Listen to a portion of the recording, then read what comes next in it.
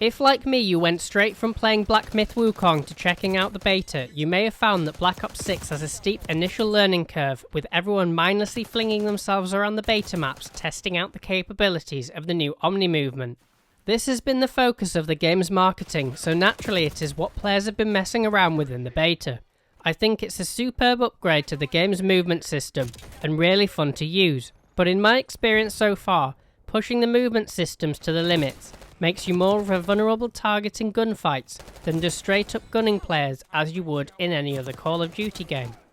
I will say that as players get more used to these mechanics, I can definitely see a large skill gap developing between casual players and those who can really get the most out of the new movement mechanics. It's super easy to drop shot, snake and camera other players, especially in close quarters, as aim assist no longer kicks in up close.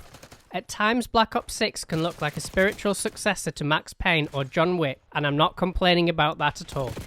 After belly flopping around for a bit, my focus switched to the weapons and class creation options. Gunplay is the most refined I think it's ever been in a Call of Duty game. It feels well tuned and satisfying to shoot.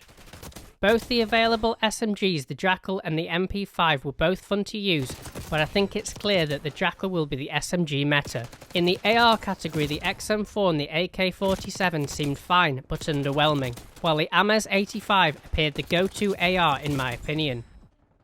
Sniper rifles were good and seemed most balanced in a long time. They are strong, but there is a heavy amount of flinch, so you've got to hit your initial shot off or you're toast, which I think is how it should be. When it comes to class creation, the only thing that's changed is if you select 3 perks that fit into the same category, you gain an additional bonus effect upon getting a kill.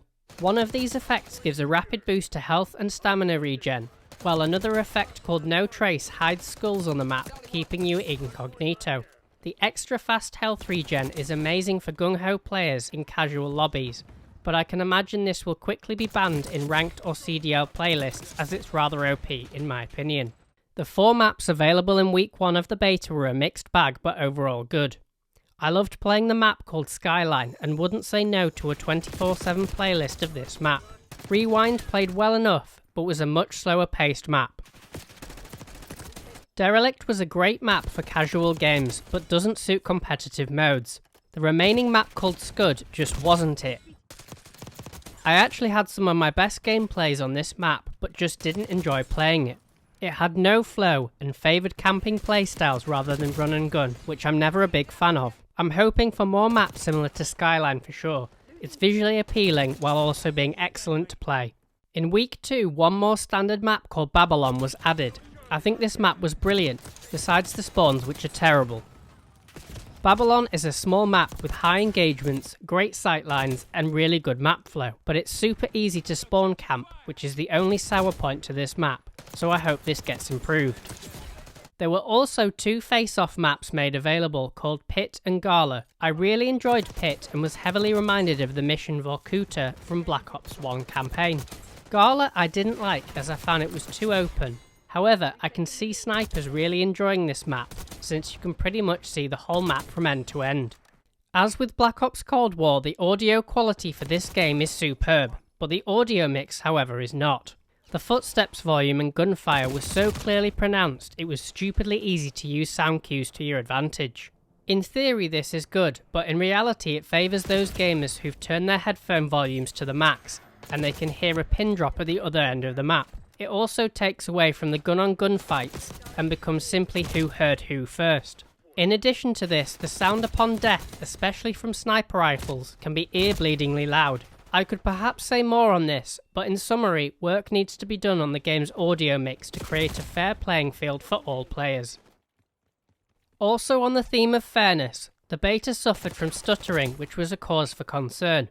When you've got a game with increased movement mechanics, you need to have fast, efficient and reliable netcode so that both sides of gunfights play out with the correct perspective and parity between players. Unfortunately, I experienced quite a bit of stuttering throughout the beta, which is perhaps justified given that everyone and their grandma seems to be checking out the game, but made some matches awful to play.